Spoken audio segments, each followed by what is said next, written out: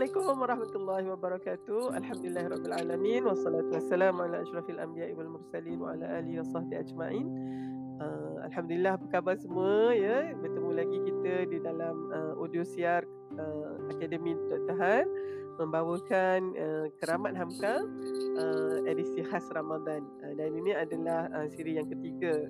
Bersama saya alhamdulillah ya Al-Fadil Ustaz Azlan Shah Nabis Khan ya. CEO Arbah Foundation ya. Terima kasih Ustaz Azlan ya, sangat setia menemani Dr. Har ni dalam Keramat Hamka ni, dan rasanya begitu banyak mutiara yang kita dapat gali ya, dapat perolehi, dan bagi pihak Akademi Dr. Har nak ucapkan banyak terima kasihlah kepada Ustaz Azlan ya. Untuk siri kali ni kita ya cakap tentang jiwa hampa yang perlu diisi ya, dan so Dr. Har persilakan Ustaz Azlan untuk memberikan ya kira rangkuman terhadap tajuk tersebut. Silakan. Bismillahirrahmanirrahim. Pertamanya terima kasih Dr. Har kerana memberikan ruang dan juga menjadi guru lah kepada kita untuk kita meletakkan apa yang kita baca ni pada tempatnya dan memahaminya dengan betul, insya-Allah. Jiwa yang hampa perlu diisi, itu satu bab dalam himpunan esei ataupun tulisan-tulisan Buya Hamka di dalam majalah Panji Masyarakat, dan dia mulakan dengan satu kisah yang dinukilkan daripada satu orang guru, tok guru macam tu. Hamka kelihatan daripada bacaan ni dia tak setuju dengan ajaran ni, tapi dia nak cerita bagaimana manusia hari ini serba mewah. Dan pada era 60-an ni Profesor Hamka cerita, dia cerita tentang orang dah ada peti ais, mesin basuh, dah boleh buat panggilan telefon beberapa saat daripada Paris ke New York. Orang dah boleh terbang yang mana perjalanan sebelum ni 6 bulan, tapi sekarang dengan pesawat 6 jam.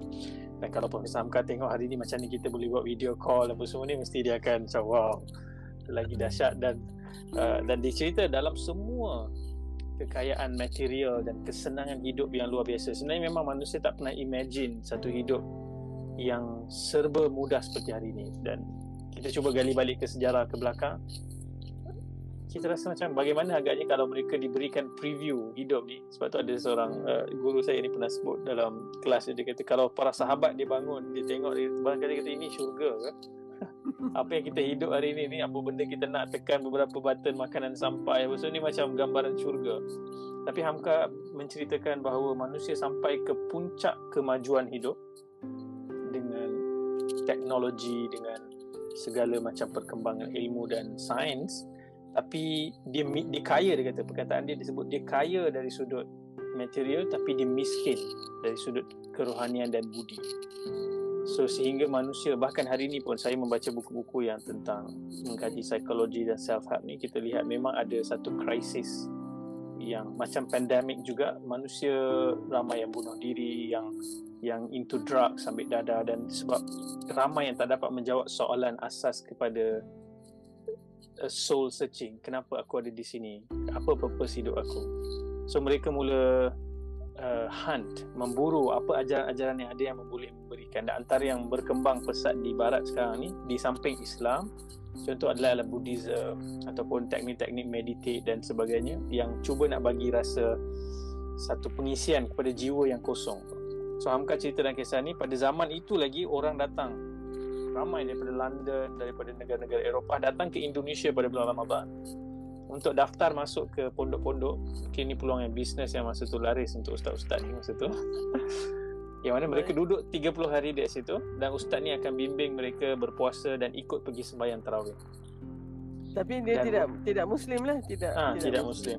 Yang mana Hamka sebut di hujung ulasan ini, ramai yang kemudiannya bertemu dengan Islam lah dengan proses ini.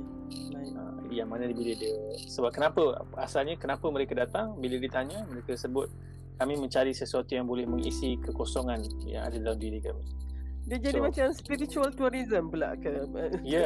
Spiritual tourism, betul. Hari ni orang pergi ke Thailand, orang pergi ke banyak negara-negara, even India, untuk just to explore the culture, the religious practice, mencari something yang new, something agaknya yang boleh kalau ibadat haji itu ya boleh dibuka begitu, memang mungkin ramai yang nak pergi kan. Jadi seolah-olah itu satu panggilan fitrah kepada diri manusia tu. Dan sebenarnya Dr. Har ingat ada seorang profesor Fatallah Mahmud Fatallah, dia daripada Mesir dan dia menjadi presiden kepada Federation of International Gynecologists and Obstetrician. Dr. Har punya federation lah, the whole, yang the big umbrella organisation yang kiranya yang mana semua ONG punya fraternity akan affiliate pada dia. Dan dia pernah menjadi presiden pada I think late 90s ya. Masa tu Dr. Har baru je jadi pakar, dan Dr. Har pernah terbaca interview dia bila dia ditanya what is the thing that you worried most, or you feel you're scared of, ya, apa dia. So Prophet Sallallahu dia katakan a world which is so technologically advanced but too morally backward. Ya, maknanya satu dunia yang teknologinya begitu kehadapan tapi dari sudut moralnya terlalu ke belakang. So dia macam kita lihat satu jurang yang sangat jauh. Itu menghasilkan satu kehidupan yang kosong lah, ya, kehidupan yang hampa, kerana manusia ni dia mungkin perlukan ada makna dalam kehidupan, ya. So I think that's actually what we need to discuss dalam topik ni lah kot, ya, bagaimana nak mencari makna kehidupan itu supaya kita tidak tercari-cari ni, ya. Dan mungkin dalam Ramadan inilah sebenarnya antara objektif utama, ya, kita menjalani latihan madrasah Ramadan ni. Silakan. Profesor Hamka juga pernah sebut perkataan yang macam Dr. Har kongsikan tadi. Profesor Hamka sebut dalam buku, saya ingat, Pegangan Hidup Muslim kot. Dia kata hari ini kita membina gedung-gedung dan mencapai kemajuan sambil meruntuhkan budi dan akhlak. Maksudnya hilang pengisian kerohanian itu hilang dalam kita mengejar material dan juga kemajuan hidup. Dan kenapa tu berlaku, Lan, kalau misalnya boleh Dr. Har tanyakan? Itu memang antara perkara yang kalau kita lihat para ulama sufi pun berbincang tentang bagaimana bila kedekatan dengan Tuhan tu semakin jauh, kita hilang kompas spirituality dan moral tu. Kita mula dan nafsu kita tu memang luar biasa kan. Dia kalau diberikan 2 lembah pun dia nak lagi, dia takkan kenyang, sehingga dia ditanam di dalam kubur, mulutnya diisi dengan tanah. So tu orang ini membalap kayu orang sampai satu masa dia akan tahu duit tu tak boleh dimakan, barulah mereka akan stop. Bila mereka rosakkan alam ni dan sebagainya kan. Dan Hamka bila nak cerita benda ni dia bawa satu backdrop yang menarik. Dia kata suasana Ramadan ni kita pun rasa setiap tahun, walaupun pandemik, kita rasa suasana Ramadan tu dia datang tu kita rasa lain. Dan dia dirasai daripada level orang yang tinggal di singgasana istana tu, sampailah Hamka kata yang tinggal di gebuk-gebuk kecil di kampung-kampung di Ulu tu. Dan mungkin orang yang tinggal di gebuk kecil tu jauh lebih menghayati setiap hari dan setiap waktu dalam Ramadan tu. Dia menikmati betapa indahnya Profesor Hamka gunakan perkataan setiap tahun ni kita ada fair, kita ada fair untuk fashion dan pesta macam ni. Dan Allah SWT, sebab human nature kita tak boleh constantly dalam satu level yang kita akan ada up and downs. Fair ni adalah satu tempat macam kita retreat ramai-ramai dan kita boost kita punya spirituality bersama. Dan ia melibatkan society, masyarakat, keluar salat. Dan Hamka menceritakan rutin Ramadan tu seronok cara dia cerita. Pagi kita bangun sahur, budak-budak dikejutkan, kemudian geduk dia panggil, dibunyikan, orang keluar pagi tu, kemudian letih siang, kemudian bila dah waktu petang sikit orang kembali bertenaga pergi ke pasar-pasar, yang muda-muda pergi berbuka lebih awal dengan bermain mata melihat gadis-gadis yang berniaga. Hamka menceritakan suasana tu macam kita ada di Danau Maninjau macam tu. Kemudian betul. Lepas dia kata balik ke rumah untuk berbuka, beduk diketuk lagi. Ada daerah di Indonesia yang guna siren, ada yang guna bom, dia kata untuk bagi tahu dah masuk waktu buka puasa. So dalam suasana tu, walaupun kita ni satu orang yang jauh daripada Tuhan, kita mungkin dah larut dengan maksiat dan dosa, rasa kosong. Suasana ini sudah cukup untuk kita pause sekejap, kita berhenti sekejap dan kita rasa, adakah aku sedang missing something?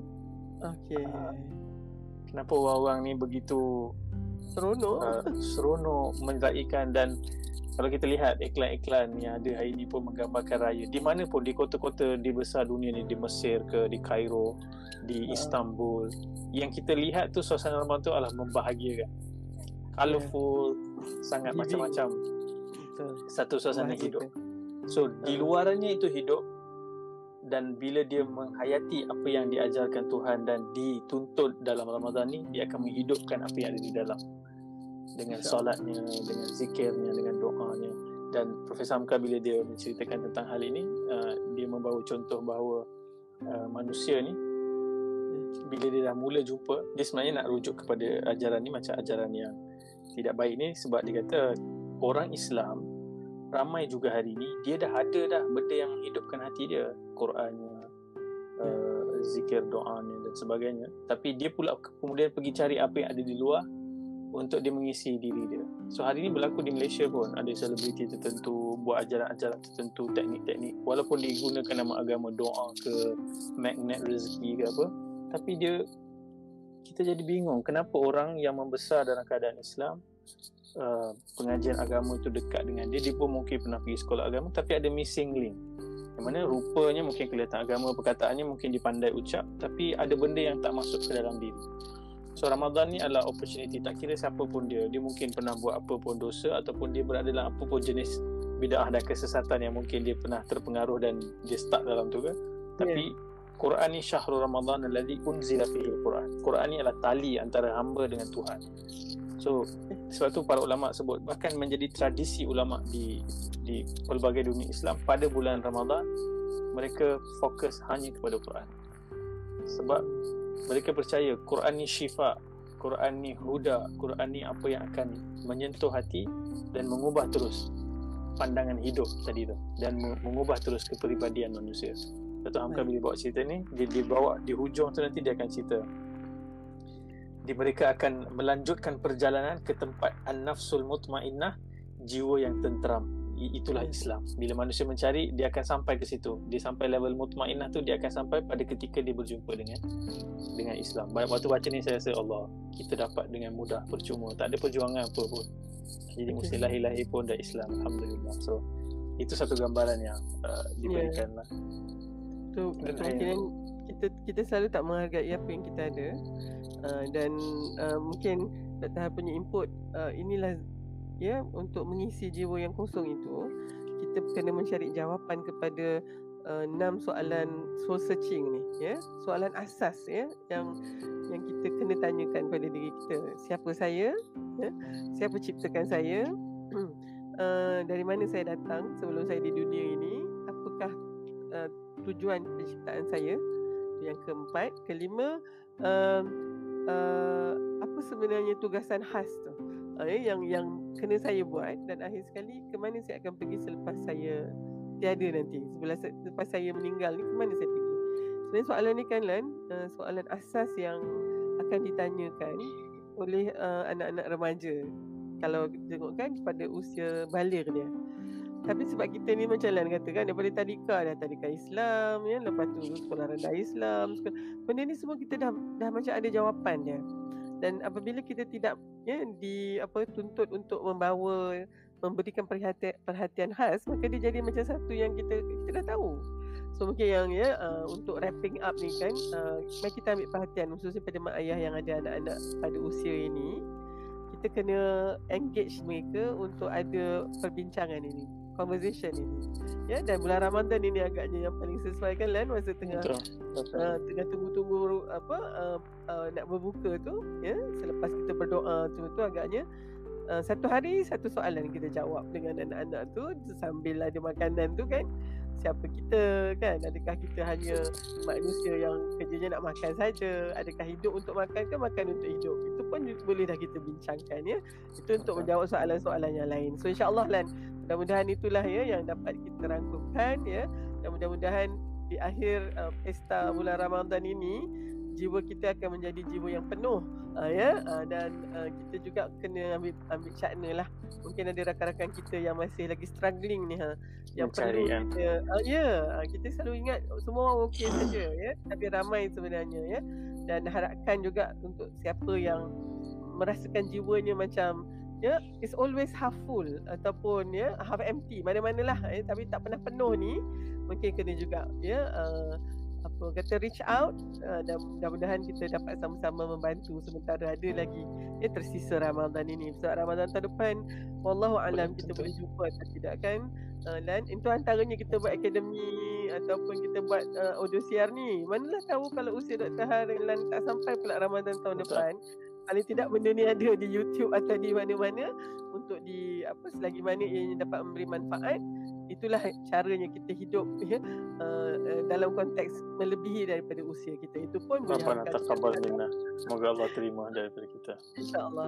Okey, terima kasih dulu Lan. Kita akan bertemu pula dalam sesi yang seterusnya. Hamka menyebut, dia kata marilah kita berpuasa dengan penuh kesedaran. InsyaAllah jumpa lagi. Betul. Okay. So wabillahi taufiq wal hidayah. Assalamualaikum warahmatullahi wabarakatuh. Waalaikumsalam warahmatullahi wabarakatuh.